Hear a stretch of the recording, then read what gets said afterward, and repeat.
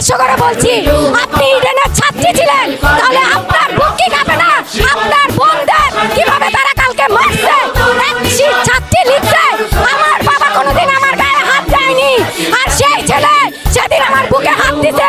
আন্দোলনের নামে আমাদের শারীরিক নির্যাতন করা হচ্ছে, কেন আমার বুকে গায়ে হাত দিবে? আপনার লজ্জা থাকলে আপনি বলতেন, কেন ইডেনের মেয়েদেরকে এভাবে মারা হচ্ছে?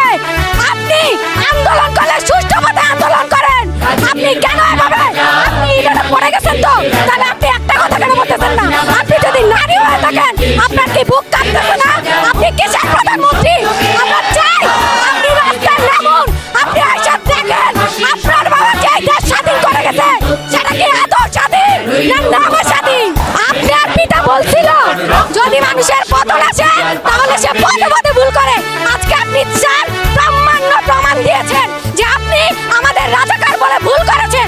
তার জন্য আপনার আমাদের কাছে ক্ষমা চেতে হবে এবং গোটা সংসার করতে হবে।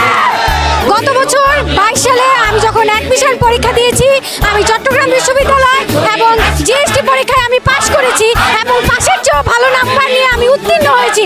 তবে আমার সিরিয়াল পিছে থাকার কারণে আমি কোনো সিট পাইনি এবং আমি কোনো বিশ্ববিদ্যালয়ে ঢুকতে পারিনি। আমার বাবা মার সব, আমার বাবা মার টাকা পয়সা গেছে, আমি আমার বাবা মার সামনে মুখ তুলে তাকাইতে পারিনি। তারপর আমি দ্বিতীয়বার আমি পরীক্ষার্থী বসি, আমি জিএসটিতে পাশ করি এবং আমি ভালো নাম্বার নিয়ে পাশ করি। আমার সিরিয়াল পিছে থাকার কারণে আমার পটুয়াখালীতে বাংলা আসে। আমার বাবা বলে, আমার মেয়েকে আমি এত পিছিয়ে দিব না।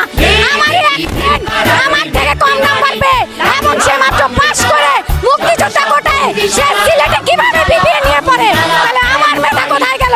আমি যে তার থেকে 5টা নাম্বার বেশি পাইছি, আমি কি তার থেকে 5 নাম্বার হাওলাত দিয়ে বেশি পাইছি? না, সে আমাকে বলছে আমি তোকে আমার মেধা দিব, আমার মেধার প্রয়োজন নাই, আমার মুক্তিযোদ্ধা কোটা আছে। হ্যাঁ, আমি রাজাকার, আর যদি আমি আমাকে রাজাকার দিয়ে পরিচয় দিতে পারি, আমি লজ্জা